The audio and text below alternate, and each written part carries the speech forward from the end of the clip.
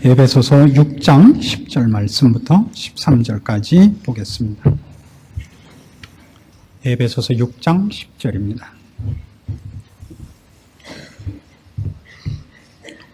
정말로 너희가 주 안에서와 그 힘의 능력으로 강건하여지고 마귀의 괴계를 능히 대적하기 위하여 하나님의 전신갑주를 입으라. 우리의 씨름은 혈과 육에 대한 것이 아니요 정사와 권세와 이 어두움의 세상 주관자들과 하늘에 있는 악의 영들에게 대함이라. 그러므로 하나님의 전신갑주를 취하라. 이는 악한 날에 너희가 능히 대적하고 모든 일을 행한 후에 서기 위함이라. 오늘 우리가 생각하는 것은 쭉 생각해온 것과 마찬가지로 신앙인들이 신앙의 그 현장에서, 신앙생활의 현장과 현실 속에서 당하는 마귀의 괴계와 술수에 의한 넘어지는 것들, 우리가 당하는 신앙적인 좌절과 실패에 있어서 자아를 통하여 마귀가 우리를 넘어뜨리는 데에 대한 것입니다. 우리가 여태껏 살펴본 바와 같이 마귀는 우리의 경험, 열심, 성격, 기질, 어느 것을 통해서라도 우리를 시험하고 넘어뜨릴 수 있다는 것을 보았습니다. 우리의 장점도 우리를 넘어뜨리는 어떤 통로가 될 수 있고, 물론 우리의 단점은 더욱더 마귀가 우리를 잘 넘어뜨릴 수 있는 통로가 될 수 있습니다. 그러나 모든 신자들, 물론 신자뿐만 아니라 모든 인간이 다 그렇겠습니다만 모든 신자들이 가장 크게 실패하고 마귀에 의해서 집중 공격을 받는 그런 곳이 어디냐 그러면 이 자아입니다. 자아, 자기 자신. 여기서 자아라고 할 때는 어떻게 생각하면 뭐라 그래야 될까요? 자기라는 존재 또는 자존심, 그래도 좋을 거라고 생각합니다. 나라는 존재에 대한 가치, 나라는 존재 의식, 이것이야말로 마귀가 신자를 넘어뜨리는 데 있어서 언제나 제일 많이 사용하고 그리고 거의 틀림없이 성공하는 공격 목표입니다. 어떻게 공격하느냐 하면 오늘 드리는 이 말씀이 어쩌면 대부분 사람에게 걸리는 문제가 될 것 같아서 미리 이런 뭐라 그럴까요? 단서를 붙이고 시작을 해야 될까 봅니다.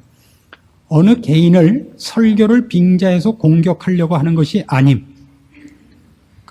우리 목사님이 치사하게 여태껏 마음에 갖고 있었던 나한테 대한 그 억하심정을 설교를 빙자해서 공격하는구나, 이렇게 생각하기 없습니다. 왜냐하면 틀림없이 여러분 많은 분들이 오늘 설교에서 가슴에 조금 찔림을 받지 않을까 이렇게 생각합니다. 물론 저도 그 중에 하나입니다. 내 존재 가치, 나라는 실존, 이 자아가 그 위치를 상실함으로 인해서 받는 아픔으로 유혹과 이 마귀의 공격이 옵니다. 난 뭐야? 라는 식으로 온단 말이에요. 난 뭐야?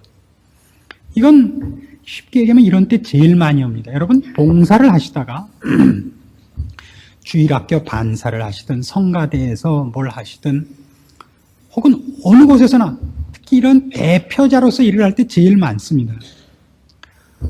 어떤 일이 일어났는데 그 일에 자기가 결정하는 일에 참여를 못했을 수 있습니다.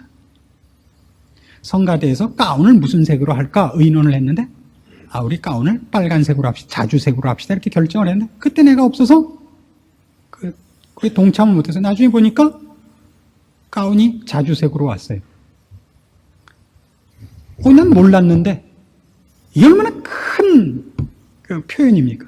난 몰랐는데 언제 결정했어? 그것이 자주색을 내가 좋아하느냐 싫어하느냐는 전혀 지금은 문제가 아닙니다. 어떻게 나한테는 물어도 안 보고 나도 없을 때 이걸 정했느냐, 이것이 우리한테는 큰 상처가 됩니다. 그렇죠? 이건 아주 심각한 문제가 됩니다. 나는 그러면 뭐야? 난 바지 저고리야? 아니 내가 암만 노래를 못해도 그렇지, 언제는 성가대 하라고 오라고 그러놓고서 왔더니 오라고 나오라고 그래서 왔더니 성가대 가운 색깔 하는데도 안 불러? 난 생맹이야? 이게 아주 결정타가 돼서 성가대는 내가 성가대 쪽으로 고개를 돌리면 내 누나를 빼버린다. 이런 결심을 하게 만든다고요. 제가 처음에 분명히 단서를 붙여서 성가대 얘기가 아니고 예를 들다 보니까 그렇게 된 거예요. 성가대에서 진짜 그랬을까봐 겁이 납니다. 저는 모릅니다. 어떻게 했는지. 우리 성가대 가운이 무슨 색이죠? 자주색이에요? 이거 까만색이라 그럴걸.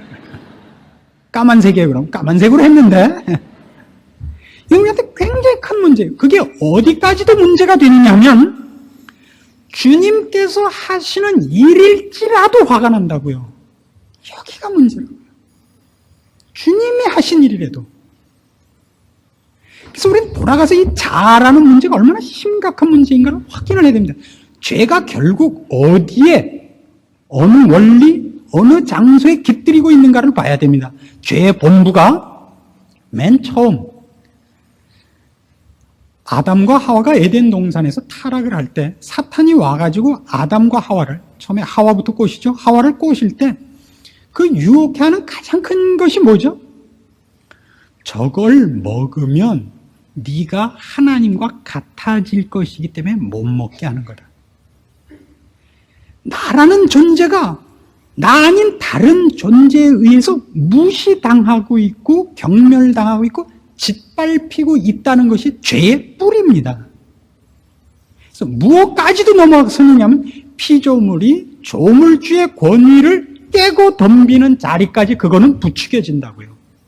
그래서 신앙생활에서 제일 무서운 게 뭐냐면 난 뭐야 이겁니다. 제가 이제 그 전화를 받는 일 중에 가장 불평을 많이 하는 것이 뭐냐면 설교할 때 제발 욕 좀 하지 마라 하는 거 하고요. 그 다음에는 인사 좀 잘해라 하는 게 이제 제일 많이 오는 전화입니다. 한국 사람한테 이건 치명적인 겁니다. 나는 목사님을 아는데 왜 목사님은 날 모르냐. 이거 치명적인 겁니다. 인사를 했는데 안 받았다. 이건 치명적인 거예요. 천하 없이 좋아도 인사가 오가지 않고 나를 몰라준다는 것은 우리는 교회를 바꿀 뿐만 아니라 기독교를 버릴지도 모르는 분명한 상처가 됩니다. 그래서 여러분들에게 분명히 말씀드리고 싶은 건 그거는 제 잘못이 아니고 여러분 잘못인 겁니다.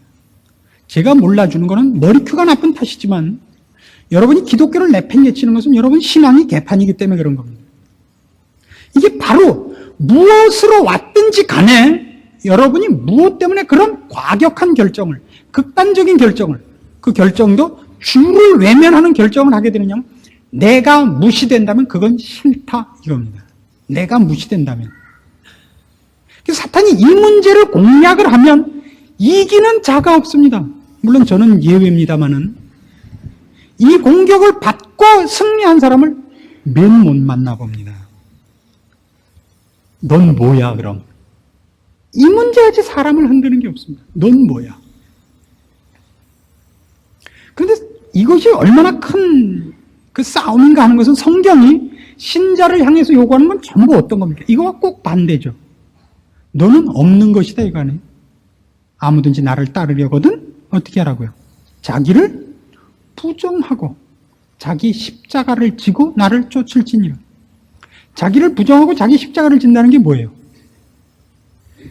나라는 존재 가치가 인정받는 것을 포기하는 겁니다.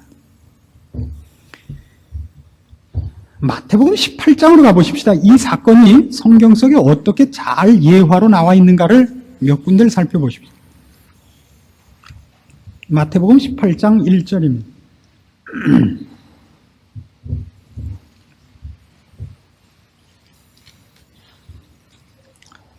마태복음 18장 1절입니다. 그때 제자들이 예수께 나와 가로되 천국에서는 누가 크니까? 그러니까 지금 이 성경에 보면 이 사건이 여러 군데 나와요. 마태복음, 마가복음, 누가복음에 다 나오는데 주님께서 지금 이제 죽으실 것, 이제 앞으로 내가 어떻게 될 것이다 이런 사실 심각한 얘기를 하는데도 제자들은 계속 무슨 얘기만 하고 있냐면 그때 누가 더 상을 많이 받을 것이냐. 이것이 아주 심각한 문제로 되어 있어요. 주님은 16장에서 벌써 죽는다고 얘기했거든요.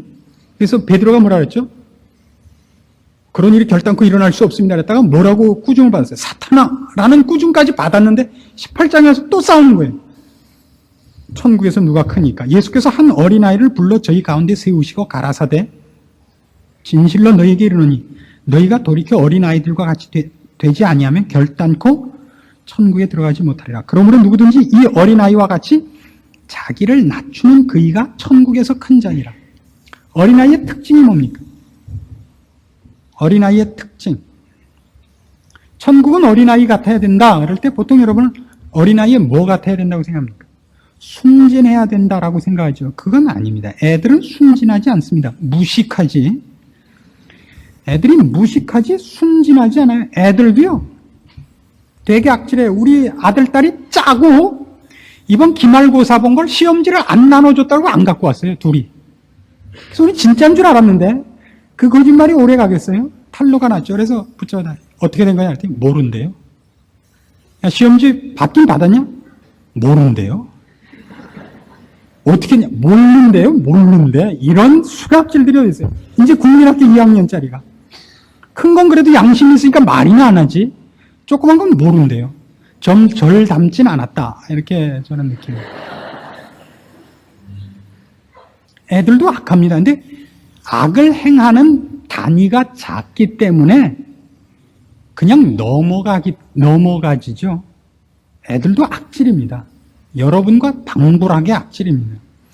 어린아이의 특징은 뭐냐면요. 자기가 자기를 보호할 능력이 없다는 것과 그 다음에 잘 보세요. 여기서 왜 어린아이가 등장하느냐면 애들은 내가 어떤 취급을 받느냐보다 뭐가 앞서느냐면 내가 무엇을 누리느냐가 앞섭니다. 애들은 그러니까 옛날 저희 어렸을 때 그런 일 많았어요. 빵 사줄게 세타 벗으라 그러면 세타 벗었어요. 그렇죠. 디즈니랜드를 데려간다 그러면 남들이 나 디즈니랜드 간 걸 알아준다가 문제가 아니라 디즈니랜드를 가서 재미있을 것이 그를 흥분시킨다고요. 어른이 되면 어떡하죠? 디즈니랜드 가는 게 아니라 디즈니랜드 앞에서 사진만 찍어줘. 영수증만 있으면 되니까. 난 디즈니랜드도 갔다 오고 레이건하고도 사진 찍고 왔다. 워싱턴에 가면 레이건 이 나무 판대기로 실물 크기로 이렇게 사진 찍을 수 있게 세워놓은 게 있습니다. 그 옆에 서서 사진 한번 찍는데 뭐 얼마인가 받아요. 사진을 찍어서 보면 진짜 같이 찍은 것 같이 나와요. 나무 판대기에 사진 같이 이렇게 해놓은 건데요. 그걸 왜 찍죠? 난 레이건과 찍었다가 문제라고요. 레이건을 만난 기쁨이나 이런 거는 소용이 없고 레이건과 사진을 찍은 유명한 사람이다. 이게 중요하다고요. 어른이 될수록. 애들이 갖는 특징. 거기서 내가 누릴 거에만 정신이 팔려있지 내가 무슨 대접을 받느냐는 아직 없습니다. 그래서 어린아이같이 자기를 낮춘다는 말이 등장을 합니다. 근데 이게 다른 성경에서는 조금 다르게 되어 있어요. 누가복음 9장으로 가시면 같은 사건을 조금 다르게 취급을 합니다. 누가복음 9장 46절.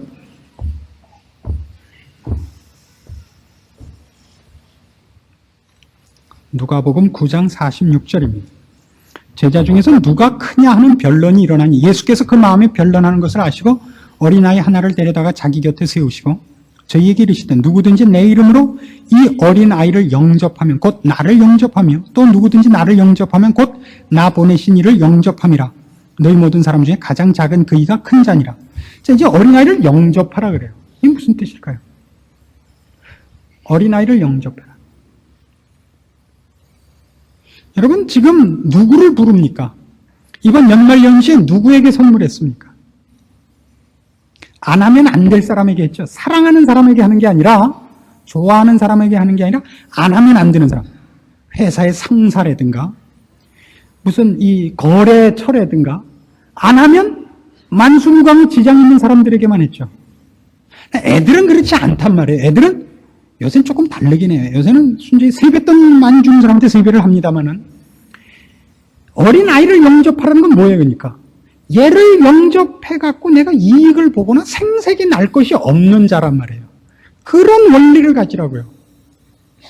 어린아이에게 잘해준 것 갖고는 내가 진급을 한다든가 돈을 번다든가 하는 거는 전혀 상관이 없습니다.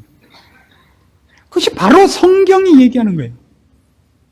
내가 어떤 취급을 받느냐, 내가 어떤 이름이 나느냐 하는 쪽으로 가는 것을 주께서 극력을 하게 아주 극단적으로 반대로 신자의 말하자면 내용으로 소개를 하고 있는 것입니다. 근데 뒤에 무슨 얘기로 연결이 되느냐면 49절 요한이 여짜오되 주여 어떤 사람이 주의 이름으로 귀신을 내어 쫓는 것을 우리가 보고 우리와 함께 따르지 아니함으로 금하였나이다. 예수께서 가라사대 금하지 말라. 너희를 반대하지 않는 자는 너희를 위하는 자니라 하시니라. 이 46절 48절 이 내용에 왜 뒤이어서 이 사건이 나왔을까요? 아주 상징적입니다. 그러니까 요한 쪽에서는 이런 거예요. 누가 주의 이름으로 귀신을 내어 쫓더라고요. 근데 주의 이름으로 귀신을 내어 쫓는 것을 하면 누구한테 와서 신고를 해야 돼요? 이 일은 누가 판권을 갖고 있는 거예요? 귀신 쫓아내는 판권은 예수님이 갖고 있는 거 아니에요? 그렇죠? 그럼 최소한 누구한테 와서 신고를 해야 돼요? 그 제자들한테 와서 신고를 하고 해야 될 거 아니에요? 로얄티를 물어야 될 거 아니에요? 근데 이 왼수들이 그걸 하고 있더라 해서 야, 너 어디서 온 개벽다구냐? 우리 뒤에 와서 붙어놨더니 싫다 그러더라고요. 그래서 그럼 넌 하지 마라 그랬다 이거예요. 그러니까 예수님이 뭐라는데요? 야, 이 왼수야. 이게 그 얘기예요. 너희 반대편이 아니라 좋은 일 하고 있지 않냐? 꼭 그 하는 사람들이 네 쫄병이어야 되고 너한테 신고해야만 될 이유가 뭐가 있냐? 안 그래요? 여러분들 신앙적인 문제에 있어서 신앙에 열심을 내는 것과 또 신앙에서 시험 받는 가장 큰 이유가 뭐죠? 이거예요, 전부. 왜 사람들이 날 대접해 주지 않는가? 그래서 이런 일이 참 많습니다.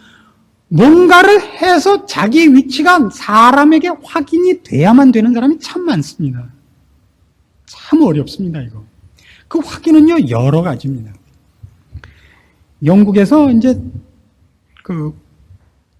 전국 목회자들 무슨 세미나가 있어서 모인 적이 있습니다. 물론 저는 거기 없었습니다.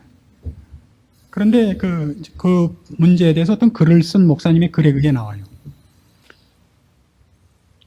그 그룹을 져서 어떤 주제를 정했고 토론을 하는데 일주일을 같이 침식을 같이 하면서 토론회를 하는 겁니다. 세미나를 A라는 주제를 놓고 하고 B라는 주제를 놓고 주제가 여러 가지죠. 근데 여기에 굉장히 중요한 사람인데 세미나를 하다 12시만 되면 슬그머니 자리에서 없어지는 거예요. 첫날은 아무도 몰랐죠. 둘째 날까지도. 셋째 날부터 소문이 조금씩 나기 시작해서 넷째 날에 다 알게 된 거예요. 그 목사님은 12시에 언제나 12시만 되면 어디에 있든지 무슨 일을 하고 있든지 일손을 중단하고 30분 동안 가서 하나님께 기도하기로 스스로 약속을 했는데 말을 안 하고 가는 이유는 은밀히 하라 그런 약속을 지키는 것이다 이거예요. 이 글을 쓴 목사님 얘기가 이거예요. 그건 은밀히 광고하는 거래요. 무슨 말인지 이해하십니까? 겸손이란 건 나는 겸손하다고 얘기하는 게 겸손이 아닙니다. 입을 국방색실로 꼬매고 가만히 있는 게 겸손입니다. 겸손은 결단코 저 사람 저러면 안 돼라고 얘기하지 않습니다. 아시겠어요? 이게 전부 무슨 싸움인지? 어떻게 노래를 저렇게 불러? 어떻게 반사를 저렇게 해? 아니 장로가 됐다고 왜 저렇게 힘을 줘? 이거는 나는 안 그래라고 겸손하고 정확하다는 얘기를 해서 내가 진짜고 저 사람은 가짜다를 반대로 증명하는 거라고요. 아시겠어요? 여기 우리 안 걸린 사람 저 빼놓고 누가 있겠습니까? 이게 바로 다 걸리는 문제입니다. 뭐 때문에 그러죠? 내가 보기에 저 사람과 내가 방불한데 왜 저 사람은 사람들을 입에 오르내리고 대접을 받고 난 못 받냐 이거예요. 이 문제만큼 우리를 흔들어 놓는 것은 없습니다.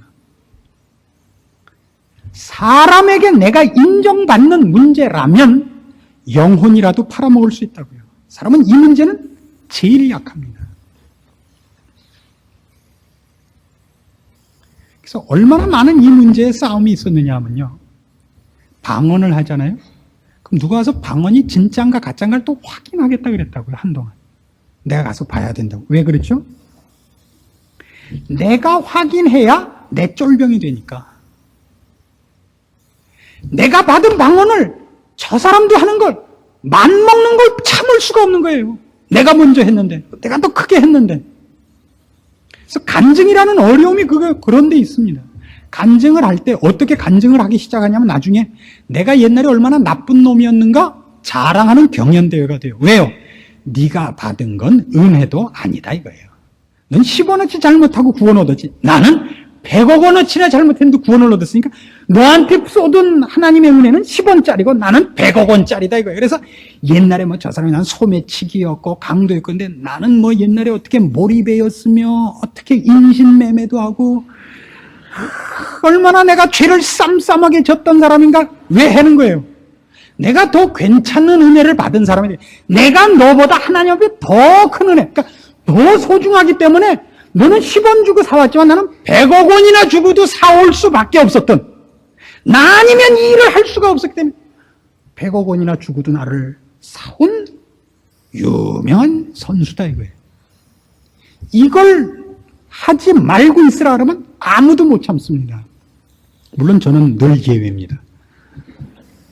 어떻습니까 여러분? 신앙을 점검해 보십시오. 여기서 이기는 사람이 드뭅니다. 마가복음 10장으로 가면요.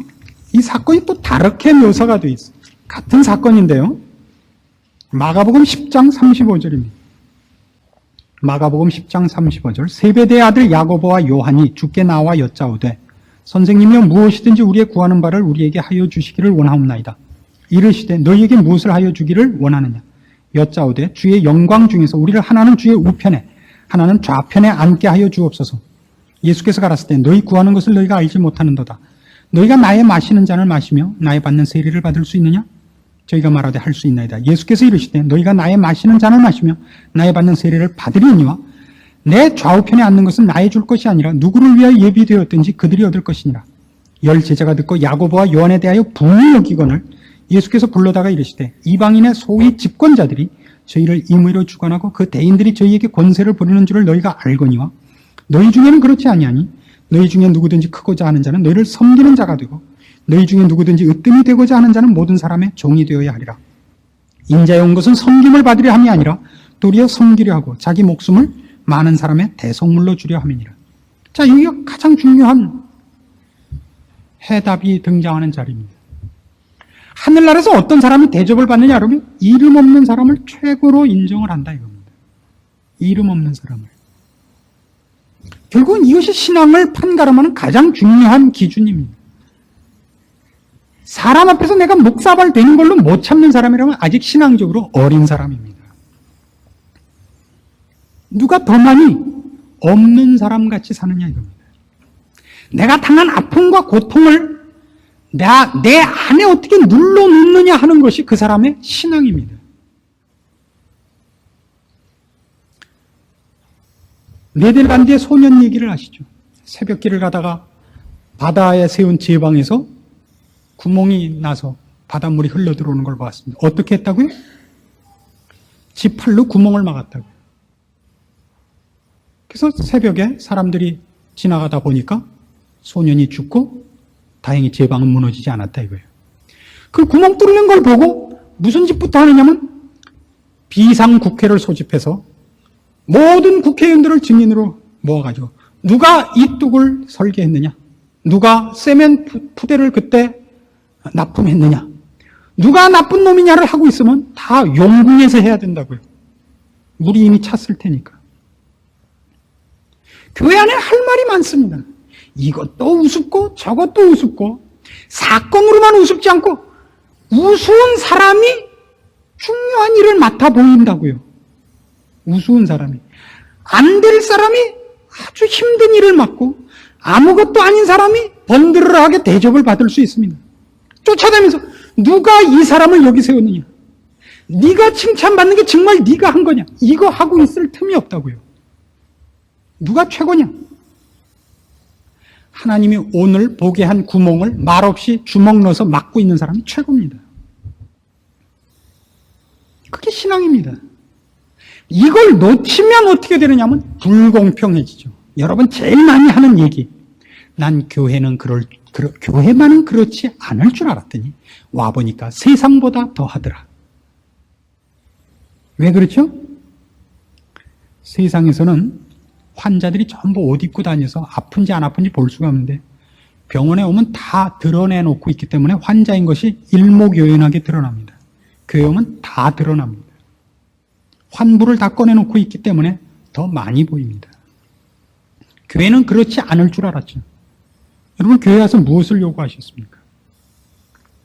교회에 오셔서 여러분을 박사 가운을 입히고 금면류관을 씌우고 매일 여러분 오실 때마다 김일성 수령님 하듯이 이렇게 대접할 거라고 생각했습니다. 울며 불며 저렇게 바쁘시고도 그렇게 고단하실 텐데도 불구하고 어떻게 이렇게 우리 교회까지 왕림하셨사옵나이까? 그렇게 하리라고 생각했습니까? 아닙니다. 말씀을 통해서 우리가 누군가를 배우며 주께서 우리에게 무엇을 요구하시는가를 배우며 우리 모두 거기에 대해서 실력이 없는 것을 보고 우리가 무엇에 제일 잘 걸려 넘어지는가를 옆에서 보는 겁니다. 이게 그런 의미에서는 실험실이고 도장입니다. 이렇게만 갖다 걸면 넘어지는구나 보고 안 넘어지도록 배워야 됩니다. 유도 도장 같은 것이죠. 안다리 후리기, 발 뒤축 걸기, 배대 뒤치기 배우는 거예요. 아, 요럴 땐 요렇게 막아야 되는구나. 아, 요렇게 서 있으면 넘어지는구나. 그 성경이 얘기하는 대로 주께서 내 주인이시며 주께서 하는 일에 나를 맡겼으면 주께서 나를 어떻게 쓰시든지 이제 상관할 바가 아니다. 하나님은 다르게 보신다. 그는 외모를 보시지 않는다. 이것으로 나는 넘어지지 않겠다. 이렇게 해야 되는데 뭐가 뛰니까 모두 뛴다고요? 김씨가 뛰니까 박씨도 뛴다. 이건 안 된다고요. 거기가 넘어지는 가장 큰 자리고 이유입니다. 성경은 이 일을 위해서 예수 그리스도의 모습을 여러 가지로 나타냅니다. 여러분 잘 기억하시겠습니다만 이사야 42장에 보시면 이런 말이 나오죠. 그는 상한 갈대도 꺾지 아니하시고 꺼져가는 등불도 끄지 않는 분이다. 여러분. 이사야 53장에 예수님의 순환의 모습을 그리면서 이럽니다. 그는 털 깎는 자 앞에 잠잠한 양같이 그 입을 열지 아니하셨도다. 이 세상에서 나는 억울하다라고 얘기할 수 있는 분 중에 랭킹 1위가 누구냐 그러면 예수님이죠. 창조주가 피조물의 손에 의해서 죽음을 당하는데 무엇으로 당하죠 그것도? 자칭 유대인의 왕이라 그랬다 하고 죽입니다. 유대인의 왕 정도가 아니라 뭔데요? 온 천하 만물의 왕이신데 유대인의 왕이라고 자칭 유대인의 왕이라 그랬다고 참남하다고 죽였습니다. 뭐라 그러고 죽으셨죠? 아버지여 저들을 사하여 주옵소서. 이게 우리 신앙이 닻을 내려야 하는 자리인 것입니다. 여러분이 당하는 신앙적인 시험, 흔들림, 불만, 억울함, 그래서 나는 이렇게는 못해 했고 여러분의 신앙을 거룩하고 아름다운 쪽으로 진전시키는 것을 그렇게 굳게 막고 있는 것이 뭡니까? 그 억울함 아닙니까? 내가 정당하고 내가 맞는데 왜 그렇지 않은 사람들이 큰 소리치고 도리어 억울하게 나한테 손가락질이야 이거죠. 사탄이 우리를 그리로 몰고 갑니다. 그리고 그 문제에 걸리면 우리 중엔 거의 승리하는 자가 없는 것입니다. 마태복음 11장 28절에 보시면 여러분 유명한 이런 주님의 초청이 나옵니다. 마태복음 11장 28절입니다. 수고하고 무거운 짐진 자들아 다 내게로 오라. 내가 너희를 쉬게 하리라. 주께서 우리를 쉬게 한다 그러면 그 다음에 뭐라고 나와야 될 거예요? 무거운 짐진 자들아 다 내게 오라 그랬어요. 쉬게 하겠다. 그러면 나는 무슨 컨테이너다. 그렇죠? 아니면 무슨 8톤 트럭이다. 너희 짐을 다 내 차에 실어라. 내가 싣고 가겠다. 그렇게 안 돼 있고 나는 마음이 온유하고 겸손하니 나의 멍에를 메고 내게 배우라. 그러면 너희 마음이 쉼을 얻으리라요. 짐 자체를 덜어주는 게 아니라 이 짐이 무거운 이유가 무엇 때문이라고 주님께서 지적을 하시느냐 하면 니들 소가지가 못 돼서 억울해해서 이 짐이 무거우니라 이거예요. 이 짐을 가볍게 하는 방법이 뭐냐? 억울하지 않는 방법을 가르쳐 주겠다. 내 멍에와 내 짐을 져봐라 이거예요. 왜? 너희가 내 짐을 져보면 이 해답을 얻는데 어떻게 얻느냐? 내 멍에는 쉽고 내 짐은 가볍기 때문이다. 주님이 진 짐이 가벼워요? 그럴 수 없습니다. 아버지와 할만하시거든 이 잔을 내게서 비켜주시옵소서라고 한 짐입니다. 쉬울 수가 없습니다. 나의 하나님 어찌하여 나를 버리시나이까라고 한 짐입니다. 쉬울 수가 없습니다. 근데 왜 쉽다고요? 짐 자체가 가벼운 게 아니라 나는 마음이 온유하고 겸손하기 때문입니다. 그러니까 주님은 그 짐을 억울해 하시지 않은 겁니다. 주께서 십자가라는 짐을 억울해 하시지 않았기 때문에 그 짐이 가볍답니다. 그래서 우리에게도 그렇게 얘기합니다. 여러분, 신앙생활 하시면서 나의 존재, 인생, 남들에게 받는 평가, 내 지금의 형편, 이런 것들 중에 억울한 게 있으십니까? 이번에 애 떨어져서 억울합니까? 이번에 진급 못해서 억울합니까? 선물 안 들어와서 억울하십니까? 주님의 짐을 져보십시오. 이게 답입니다. 다시는 사탄이 여러분의 자아를 흔들어서 여러분의 자존심을 건드려서 줄을 놓아버리고 샹 하고 나서는 시험에 지지 말라 말입니다. 그 시험에만 안 지면 사실은 거의 질 게 없습니다. 시험의 99%는 이 싸움 때문에 걸리는 겁니다. 빌립보서 1장에서 사도 바울이 감옥에 갇히자 이상한 현상이 생겼습니다. 어떤 사람들은 사도 바울을 미워한 사람들이 있었다 그래요. 혼자 너무 잘난 척하니까 자기네들이 상대적으로 너무 빛이 가렸단 말이에요. 그래서 바울이 갇히자 뭐라 그랬냐 하면, 봐라, 진짜 하나님의 종이라면 왜 감옥에 갇히겠는가? 우리가 진짜지. 그래서 막 열심히 전도를 했대요. 바울이 갇힌 걸 기회로 잡아가지고 뭐라 그러면서, 저건 가짜니까 하나님이 갖다 잡아넣었다 이거예요. 우린 진짜니까 풀어놓고 우리는 안 잡아가고. 근데 또 한편에서는 그게 억울해서 이렇게 충성된 종을 시기하는 사람들이 다 있다니. 사도 바울 선생의 뒤를 이어서 우리라도 그분이 하던 일을 이어갑시다 그랬고 또 열심히 하는 파가 있었대요. 사도 바울 선생이 그걸 뭐라고 평가를 내렸죠? 아무로는 어떠냐? 전파되는 건 그리스도 아니냐? 내가 이를 인하여 기뻐하고 또 기뻐하리라. 여러분, 이 마음을 가져주십시오. 아무로면 어때요?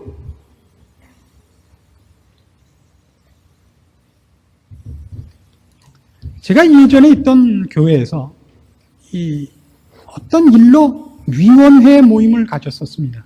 중요한 위원회 모임을 가졌는데 교회에 무슨 일이 있어갖고 갑자기 결정을 해야 될 일이 있어. 몇 사람하고만 의논을 해갖고 일을 급히 결정을 내렸는데 위원 중에 한 분이 끝까지 그거를 나중에 추인을 안 해주는 거예요. 이유는 딱 하나입니다. 나는 몰랐다 이거예요. 난 몰랐다. 그래서 물었습니다. 이 일 자체, 이 결정하고 행한 일 자체에 대해서는 불만이 없으시죠? 그건 불만이 없대요. 불만은 그러니까 미리 의논 안 한 거죠. 그렇대요. 여보셔, 당신 하나쯤 지옥 가고 온 세계가 구원 얻는다면 지옥 좀 갈 수 없어? 어때요? 여러분 하나쯤 묵사발 돼갖고 여러분 일가 친척 모두가 구원을 얻는다면 좀 묵사발 되면 안 돼요? 성경이 우리한테 요구하는 거 아닙니까? 주님이 그럼 십자가 안 지고 나 안 져. 그럼 우린 다 지금 어디가 있는 거예요? 애누리 없이 온돌방에 갔을 거 아니에요? 그렇지 않아요? 여기가 신앙의 핵심이 있는 자리입니다. 저는 이렇게 생각합니다. 우리나라 신앙인들은 바로 이런 문제들을 너무 놓고 다녔어요. 뭐만 있냐면 한 짓들만 있어요. 전도한 거, 선교한 거, 기도한 거만 있어요. 그게 전부 무슨 문제가 되냐면 난 잘났다가 되고 말았어요. 난 잘났다. 교만이라는 얘기하고는 다릅니다. 아무도 고개를 숙이거나 섬기는 자가 되거나 십자가 아래 자기를 파묻는 법을 모릅니다. 아무르면 어때요? 아무르면 어떠냐? 전파되는 것은 그리스도 아니냐? 이 마음을 우리가 잃지 않아야 됩니다. 신앙이란 우리를 증명하기 위하여 있지 않습니다. 하나님을 증명하기 위해서 있습니다. 내가 얼마나 하나님의 사랑을 받았는가를 증명하지 않고 하나님의 사랑이 얼마나 크길래 나한테까지 미쳤는가가 증거가 되어야 되는 겁니다. 이건 아주 다른 겁니다. 똑같은 사건인데도. 그렇죠? 만일 이 자세를 놓치면 여러분은 하루도 신앙생활을 연결할 수가 없습니다. 늘 싸우게 되고 늘 확인만 하러 다니게 됩니다. 아마 모두의 마음에 이 문제에 대해서는 몇 가지의 경험들이 있고 찔림이 있으리라고 생각합니다. 그거 자존심 상해하지 마십시오. 성경이 하는 얘기는 우리 인간들에게는 어떤 얘기나 다 칼로 찌르는 것 같습니다. 우리 모두가 갖고 있는 죄악을 찌르기 때문입니다. 여러분, 개인들에 대해 제가 개인적으로 공격한 것이 아니라는 걸 여러분이 아실 겁니다.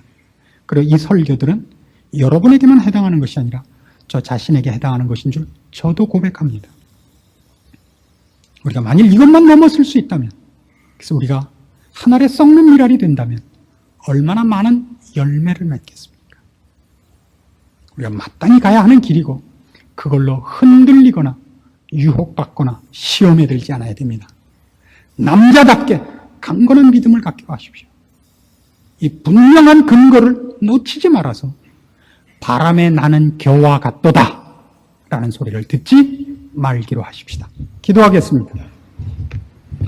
하나님 아버지, 은혜를 감사합니다. 우리는 뿌리 없고 근거 없고 허공을 치는 자 같은 자들이 아닙니다. 우리는 우리의 믿는 바를 알며 우리의 의뢰한 자 하나님 아버지를 아는 자들입니다. 하나님께서 우리에게 요구하신 명령을 갖고 있는 자들입니다. 아버지께서 친히 우리에게 주께 굴복하라 하셨으며 순종하라 하셨으며 믿고 맡기라 하셨나이다. 이제 우리의 소원은 주님께 쓰임받는 것이 되고 나를 세우는 것이 되지 않게 하여 주시옵소서. 어찌하든지 살든지 죽든지 내 몸에서 그리스도가 존귀케 되는 것을 우리의 소원으로 삼게 하시옵소서. 사탄이 와서 나를 들쑤셔서 사람들 앞에서 자존심 경쟁을 하다가 주의 영광을 가리는 자리에 서지 않도록 지켜주시옵소서. 지혜롭게 하시고 주를 사모하는 마음으로만 우리 마음을 채우게 하시고 형제를 위하여 섬기는 자 되게 하시옵소서. 예수님의 이름으로 기도합니다. 아멘.